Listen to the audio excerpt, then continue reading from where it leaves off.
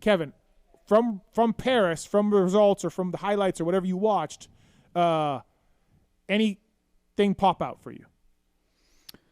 I don't know about pop out, but I will say I did enjoy seeing Webb end up where he did. I think it was good, and you could tell Webb based on his results. When he has a bad race, you could tell he had a bad race, and when he has a good race. So it was good to see that. And I mean, I think based on everybody's expectations coming into it with the Lawrences, they weren't sure, but I mean, you kind of with Jet, people kind of have the expectation that he's probably going to win. But yeah, and he won 5 out of 6 and was winning the 6th until he hit the lapper. Yep. But I mean, that's how it happens. So I guess you have to see, new bike, and there's always stuff that can happen. So it was. I mean, obviously we sponsor Honda, but we're involved with a lot of teams. So yeah.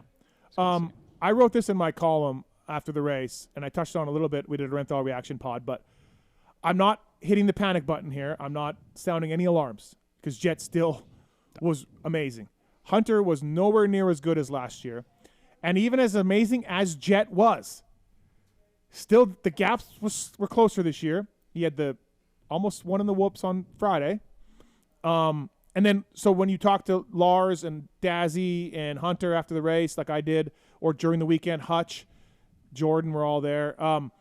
They took some time off. They took time off after designations. Long year. They both grinded. Right, they raced every race, I think. Well, Jet missed 6 or whatever. But, anyways, they both said, look, we took some time off. The 2025 bike is way different in Supercross than motocross. We're still figuring it out. They had 5 or 6 rides on it coming into Paris. Then they were going straight to Australia from Paris, probably relaxing, and then jumping on production bikes in Australia this weekend with just suspension and, their little mods and stuff. So 5 or 6 rides, Supercross testing on the new bike, then 2 weeks off-ish on testing. Then they're going to get back and say they chill for a week or whatever, the time change and all that. I don't know, Dave. Like, it's not a lot of time to get this bike figured out. Like, and having said that, Jet won 5 of 6 and was going to win the 6th. But the way Dazzy tells me, he's like, hey, listen, Jet's just so good.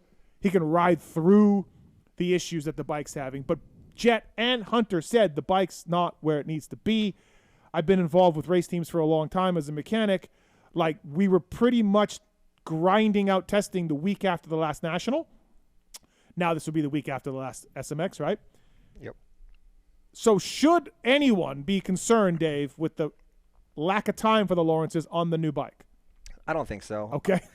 I mean, there's a long way for me to get there, but I get what you're saying, and it's not a lot of time. But with that crew and Lars and the whole Honda guys and Dazzy and what they have in Florida, I'm sure they're all confident it's going to work out fine. And I think that's where us starting Supercross in that second week of January, that might extra time play a good role in that. But not worried because Hunter was nowhere near as good. He started the first main second behind Jet, and you're like, okay, well, this is what I'm going to see all weekend long. And dude, he went backwards.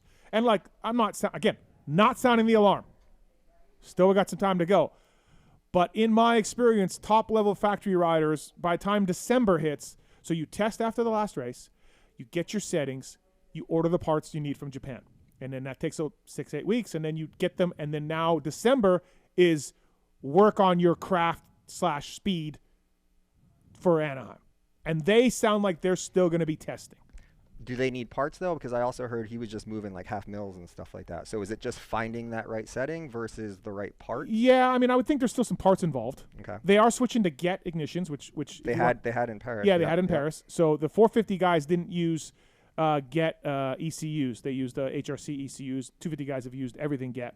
So now they have the Get ECUs, launch control device, launch control things on their thing, and then data loggers. Which Jet starts were great. Even that one he had to go outside. I think he whole shotted that one maybe. Or I don't know if he whole shot, but he was right close. There. Yeah. So that's new for them, the Get stuff. And if you want a deal from Get, email us using the contact form on Pulp. We'll pass it on to you. I don't know, just some changes, like a lot, and so you saw how good these 2025 Hondas were outdoors. So you're like, holy shit, Yep. But.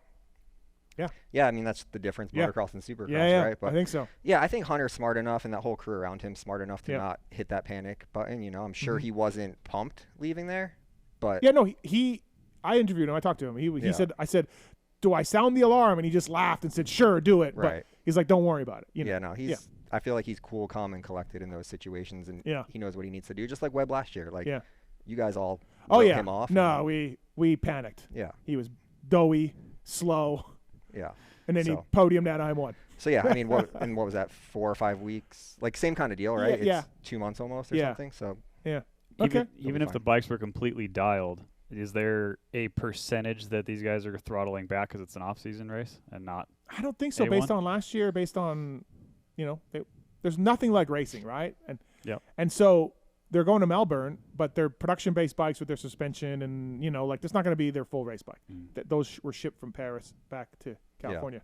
I don't know. Just in my experience, again, like they're still testing, and Trey Kennard, the Honda test guy, is the one that's going to be really busy working through stuff, because what these guys do is whether it's Marvin with KTM or Trey Kennard or Tickle at Cowie, those are the test mules that run through 10 different things so that they can narrow it down to 2 things that the riders can try. Yep. And I don't think Honda have ever been the guys that take any big risks or make any huge changes. Like you were saying, it's always been like tweaking it just a little bit more at a time. I don't think they ever just send it one other direction and see if it works or not, Yeah, they were literally, Dave mentioned this, they were doing 0.5 mil on a fork. Yeah, which is half a millimeter. Yeah. I mean. Yeah, it's wild. Did you do a lot of that in your arena cross and supercross days? No, not at all. I just had the same clutch all year for like. Yeah. That's right. It's crazy to me because look, so that was a takeaway for me from Paris. Like, oh, hey, Lawrence is not as good as last year. Jet's still amazing, but the gap was smaller.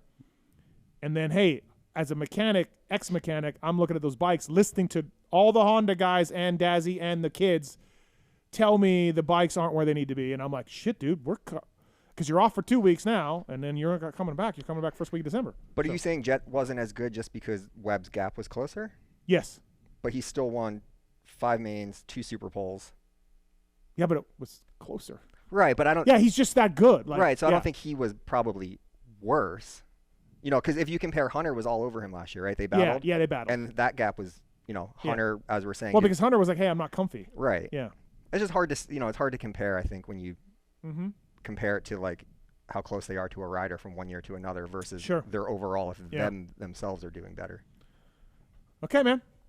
Yeah, listen, and we could come to Anaheim 1 just like we did with Webb, and everything will be fine, and Jet and Hunter could run 1-2, right? Yeah. And we'll just be like, oh, shit. I mean, Webb's going to be in the mix. Like, he was, he rode awesome. Like, there's no doubt about that, and he's Cooper Webb, so. Right. Yep. And then Chase Sexton.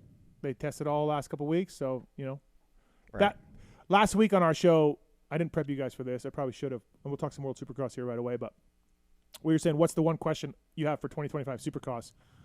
The last show we did a couple weeks ago, I said, is Sexton any better? That was my question. Like, we saw him at Salt Lake rip off a pole position and rip off the main event, but that was it's Salt Lake. Everybody's kind of riding, Yeah. So that's my question. Is Chase Sexton any closer / better? And what have you heard? I didn't hear anything. He has a new mechanic? Yep. What's the Jay Dungy? Yeah, what's the reasoning? Do we know that? Well, Kyle Defoe is guy that replaced Zimmerman wanted to go off the road and do motors, and then they fired him. Okay.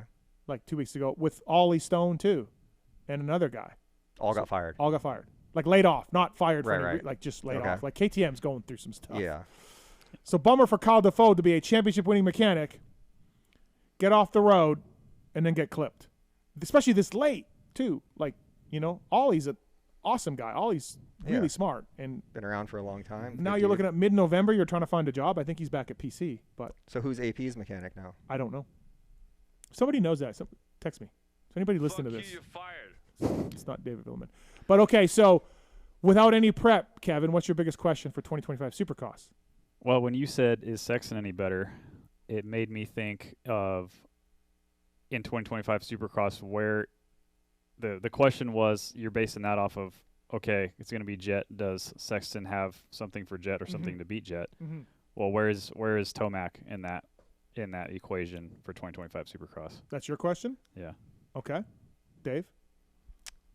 Back to your original question on Chase. right? Well, that was your question. No, yeah, but what's your question about 25 Supercross? Like, what do you think? I don't really know. I do think Chase will be better. Do you? Yeah. Yeah. I think Tomac will be better too. I mean, I think those are obvious, right? Like first year for Chase, working out some bugs on the bike. Yep. Tomac coming off the injury. Tomac looks great right now. Yeah, I guess the question is how much better, right? Yeah. I do think Sexton having Jade is going to be beneficial. Yeah. I just think that kind of his attitude around, I think will help Chase. But yeah, I don't really have a question. Yeah, it'd be interesting to see. Tomac's dominating World Supercross right now. Yes, he was a super pole away. Savachi, who we'll talk about, but Savachi got him in super pole, but Tomac's great right now.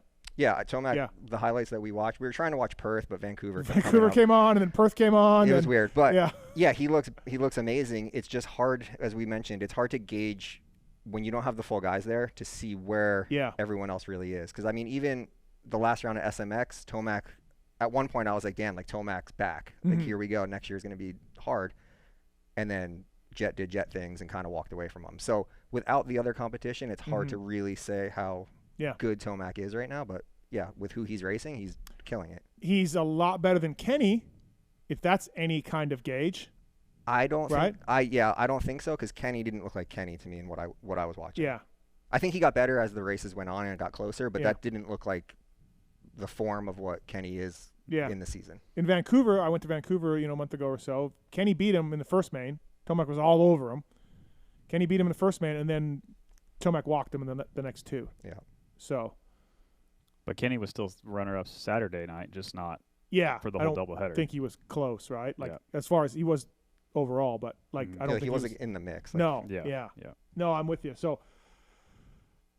Yeah, I don't. To me, like I'm a little down on Tomac compared to some people that I hang out with, because I'm just like, I know he's been great and I get it, but like it's another year older. And if you look at old Supercross racers, not too many of them win, right? And it's just a natural thing in our sport. And he's coming off injury, but I mean, he looks great. Yeah. So, and do you agree he'll be better than he was last year? Yeah, but last year he got 2 podiums and a win. It wasn't good. Yeah, it wasn't. Yeah, good. That's what I mean. It's easy to say he's going to be better. Right. It's easy to say he's going to be better, but as far as I think challenging the Jet, no, I don't know. I think only Chase can if he gets better, and I'm not saying he is. Yeah. But you look at the age and the speed, and if Chase can figure this KTM out, he can run with Jet. I'm not saying he can beat Jet. He can get close to Jet. I don't see anybody else getting close to Jet. It's right. Like there's not a lot of supporting material for that. No. You think about Jet, just, he's the rookie year last year. Now he'll be smarter, a little more experience. Yep. Yeah.